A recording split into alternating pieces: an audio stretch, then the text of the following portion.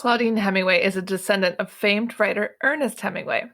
We bumped into each other at a party and decided to team up and dive deep into French history, but with a twist, by bringing a spotlight to those lesser-known creatives in France. This is History with a Hemingway. Welcome back to Paris History, Avec, Hemingway. I'm back with Claudine, and today we're talking about the famous Ernest Hemingway, but more so around a very famous painting. I'll let Claudine take it from here and tell us more. Yeah, so it was just yesterday, July 2nd, 1961, so 62 years ago yesterday, that Hemingway ended his life. He killed himself on that day after about a year and a half of a lot of depression and issues he was having that resulted from a lot of car accidents and a plane crash. So kind of in honor of the anniversary of his death, I wanted to share a story that is actually one that I find fascinating.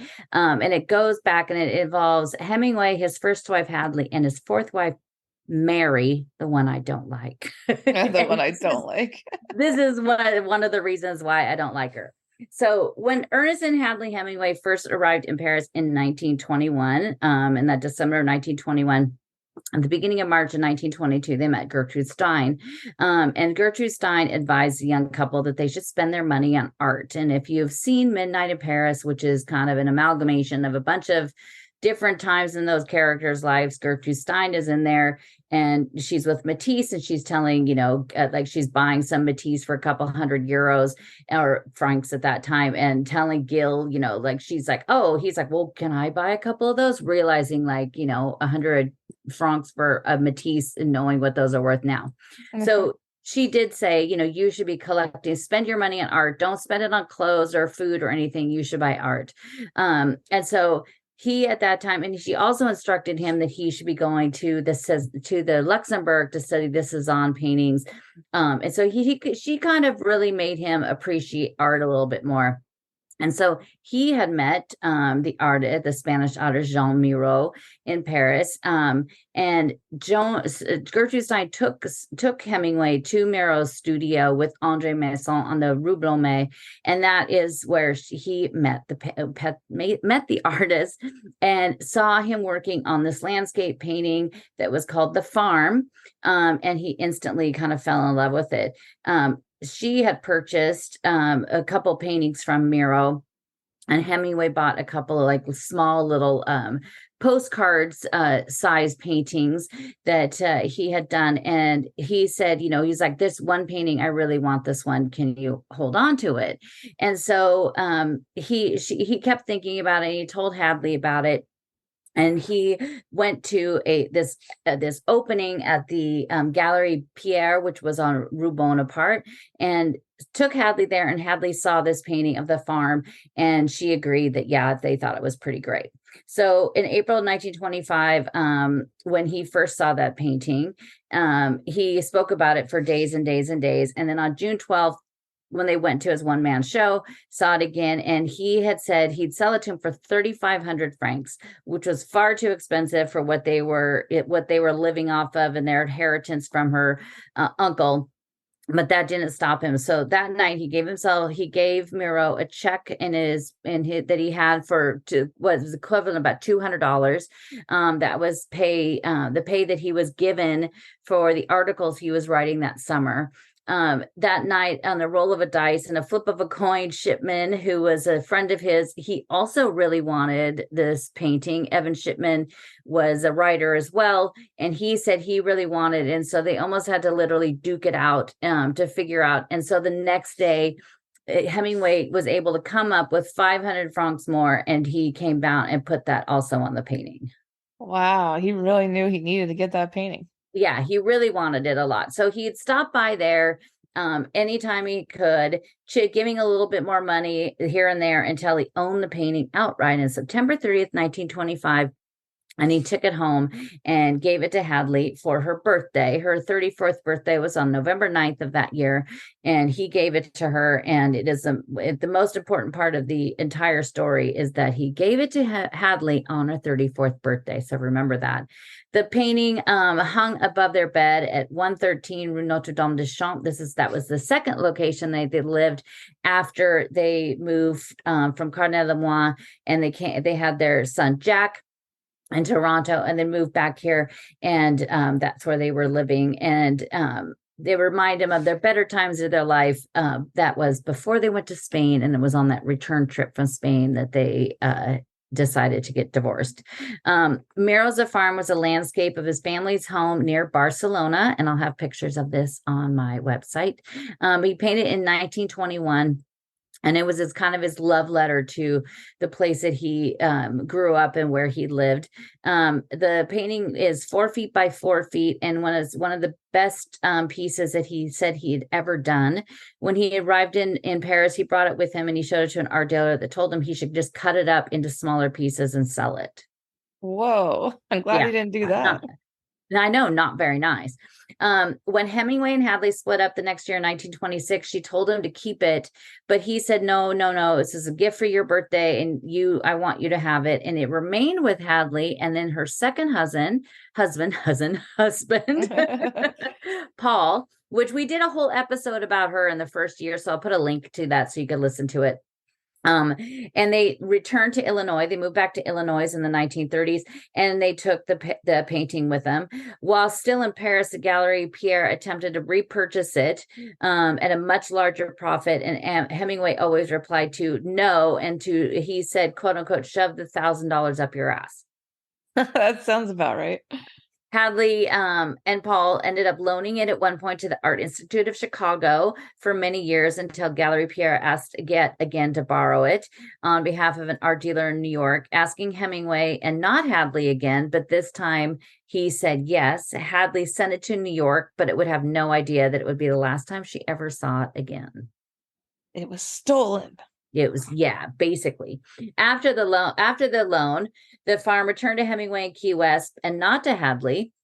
When Hemingway and Martha Gellhorn set up their home in Cuba, that's wife number 3, he brought the painting with him and hanging on the wall in the dining room. And there is a picture of him that I've seen with him playing with one of the infamous cats, with the painting in the background. In 1958, he agreed once again to loan it to the Museum of Modern Art in New York. But getting it out of Cuba was a whole nother story. He told them they could borrow it, but they had to come and get it. He wasn't going to do with anything about trying to get it there. The MoMA planned to send a curator to Cuba on January 4th, 1959.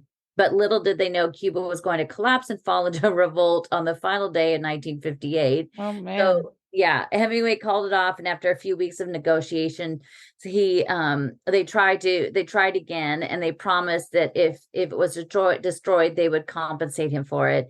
On February 1st, the curator of the MoMA, David Vance, arrived in Cuba, and he had located an armored truck that would take him out to the finca, which is where Hemingway lived, obtained the painting, and returned to the airport. A special crate was even made, but arrived in Panama instead of Cuba, along with the customs paperwork. So it was just doomed. Oh my gosh. So many things. And I guess, the real question is, why didn't it go back to Hadley in the first place? Well, so there was a note, which we'll talk about it, but getting it to the airport through the roads in the past, it was destroyed, and it was a harrowing experience. But about to take off, the Cuban soldiers sped down the runway and stopped them from removing the painting and not allowing them to take off. The museum was able to convince the embassy that the paintings were on loan and return us at a specific date, but they'd never come back to Cuba, thankfully. Wow. Well, the paintings were at the MoMA. Curators looked at it and saw that it was horrible shape it was in. The paint had faded and cracked, and from the mildew from its former tropical home, and just all of the moving around it did. Hemingway's fourth wife, Mary, told them it was in great condition, which would later cost Hemingway over $1,500 that he personally had to pay to restore it. She was livid, and she was forced to pay for it, and said it was their fault that they didn't have everything of it with it was fine. That sounds like a total Mary move. I know, it was totally Mary. The painting was on loan to MoMA's personal permanent collection at the time, of Hemingway's death on July 2nd, 1961. And in December of that year, Hadley and Paul sent his widow Mary a letter asking for the painting that belonged to Hadley returned. Mary was outraged and said that the painting belonged to Ernest, and a letter to her lawyer was shocked that the Moores even had the nerve to ask for it. That's another total Mary move. It is. A year after his death, Paul and Hadley decided to sue Mary, go Hadley, and the estate for the painting that rightfully belonged to her. Once they contacted the MoMA and let them know, it forced the museum to hold on to the painting until the legal proceedings concluded. So thankfully, it stayed in the hands of the museum. Hemingway was a pack rat, and he saved every single piece of paper he touched, which I'm sure was also a nightmare, but thankfully he did that. Mary had someone go through all of his papers to see if they could find anything that mentioned anything about the painting. Valerie Hemingway had found a letter that Hemingway had sent to Hadley asking if he could borrow it for 6 months and he would return it to her afterwards because it belonged to her. I can't believe she didn't just burn that piece of paper. She did. Oh, She did. And so, Hadley and Hemingway stayed close until he died. They had a son together, and they would still send letters back and forth and call each other on the phone and exchange Christmas gifts. And he confided in her a lot and would ask for her advice about things. When Mary found that letter, she burned it. That's a total Mary move. Yep. She wanted to end the fight in the legal battle, so she settled with Mary. Mary settled with Hadley in 1963, resulting in a payout of just $25,000, which I'm sure would be worth a lot more now. That Mary very begrudgingly paid, which was less than 10% of the current value of the painting at the time. What? Oh my gosh. But she was such an angry woman when she knew, just in general, when she knew that the MoMA responded to the lawsuit and didn't side with her immediately, she threatened to loan the painting to another museum. She had no intention to let them keep it and wanted it for her apartment in New York to once again hang in her dining room. It had been 5 years since it left Cuba and 2 years since its biggest fan took his life. MoMA asked yet again to borrow it for a Miro retrospective, and Mary, of course, said no, she was keeping it. However, she would allow the National Art Gallery to display it in 1976, which just ticked off the MoMA. Yeah. But she never got past the fact that she believed that the MoMA had ruined it. And so she wanted to make sure they would never see it again. So in 1986, Mary bequeathed it to the National Gallery with one stipulation, that it had to have her name on it as the donor. She was a total nut job. What happened to Mary? Well, she died later, thankfully, alone. But I was in DC in March, and I went to the National Gallery, and I went to go see this painting, and it was just this amazing moment when I got to see it. And then when I saw that the plaque, sure enough, says that it was donated by Mary Hemingway, I flipped off that plaque. But well, she got the last word, I guess. She did. And so I made a video of it, but it took me like 2 hours to do it because there was like a whole entire like teenage school trip there. And they were doing some sort of like scavenger hunt throughout the museum. And there was something in the painting that was on the scavenger hunt. And I was just waiting for 2 hours for them to leave so I could make this video without these kids making all this noise and laughing and having a lovely old time in the museum. A scavenger hunt for 2 hours. Yeah, DC is always the National Portrait Gallery is like one of my favorites. That was closed when I was there. I was really bummed out. Ah, that's the best one. Yeah. But Hemingway in those last years, that last year and a half, he was, in his life, he was in 4 different car accidents, the first one being in 1930, and then he had 3 of them in a year, between the end of May 1944 and the start of June 1945. He had 3 car accidents, all of them resulting in him hitting his head at some point, gashes. He had the thing in Paris when he took the giant gash out of his forehead when he was opening up what he thought was flushing the toilet, and he pulled the thing for the skylight, gashed his head. He was in a plane crash on January 23rd, 1954, which was actually stated in the papers all over the world that he died. And so he had a lot of issues, just brain damage and from concussions. And so that August 4th, 1960 was the last time he was in Paris. And then August, he began to kind of have panic attacks, and he would get confused, and he was having problems with his vision. And his good friend Hotchner, A.E. Hotchner, he brought him down to Cuba because he wrote this article for Cosmopolitan magazine, which back then was much different than the Cosmo we know I today. was gonna say, what did you write about how to Even pleasure is that your still even a husband? magazine? It was Like, I don't very even different. know Cosmo was still even a magazine, but back then it was like, hard hitting news. And so he wrote this article for them, and it was something like, 60,000 words, which is insane for a magazine article. And they told him, they're like, you need to pare this down. And he kind of was in a panic. He didn't know how to do it. Like, he couldn't do it.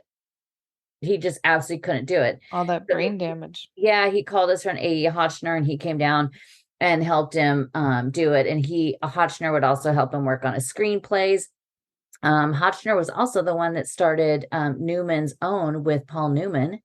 And No so, way, the salad dressing? yeah, so A.E. Hotchner just died a few years ago at like 102 years old, I think it was, and just like bazillionaire. Man, he did a lot of cool stuff. He Did did you a lot see of, that what is it? Nat Geo just closed down the mm-mm, magazine? Maybe no.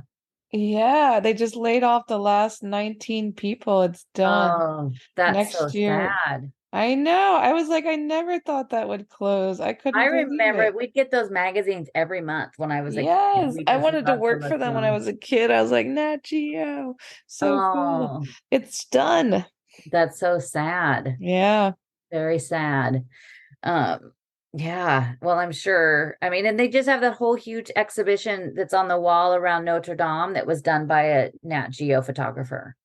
Yeah, they're closing down. It was the end of an era. People don't That's read very or sad. take magazines anymore. It's all on the No, internet. yeah, everything's on the internet. But um, yeah, so Hemingway was just having a lot of issues. He was getting depressed. He was just getting like they thought he was paranoid. He kept saying how J. Edgar Hoover was like spying on him and all of these things, and that he was basically um he said he would see people on his property, and so everybody thought he was crazy. Well, sure enough, after he died years later, they did find out that Hoover and the CIA was spying on him. Yeah, because he was living in Cuba, they thought he was a spy. Well, because he was out there and he was kind of like spying on Cuba for the Americans, but doing it all on his own, like just out of the goodness of his own heart.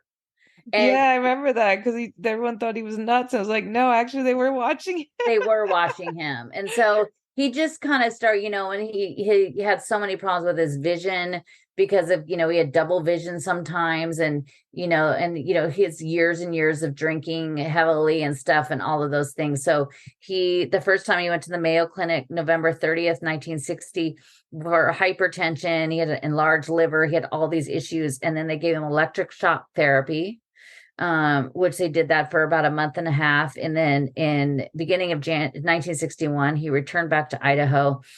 He tried to kill himself twice, on April 21st and April 23rd, both with a gun. And he went back to the Mayo Clinic again for 2 months. And then he came back to Idaho. He convinced them that he was fine. And while he was there, he was working on the final chapters of his Paris sketches, which we will now know as The Movable Feast. And then he got back to Idaho on June 30th. And on July 2nd at 7:30 in the morning, he woke up, got a shotgun, and killed himself. That's so sad. Like he just needed some help. And I don't know why anyone ever thought electrocuting you was a great idea.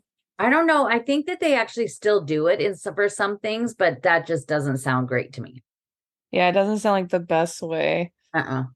Well, we had a very interesting episode today. I think we just need to continue to hate Mary, basically. Never met a Mary I liked. And check out Except for our lovely Claudine. Mary listeners. Oh, yeah, actually, there is a Mary I like. She's wonderful. She's from the AFMO group, and she's cool. She's cool. Everyone else, not so much. And make sure you head over to ClaudineHemingway.com to learn more, check out her blog, read more, and tune in next week. Thanks for listening today, guys. If you're interested in learning more about Claudine, her tours, history, and the beautiful photographs that she posts all over Instagram, tune into her website, claudinehemingway.com.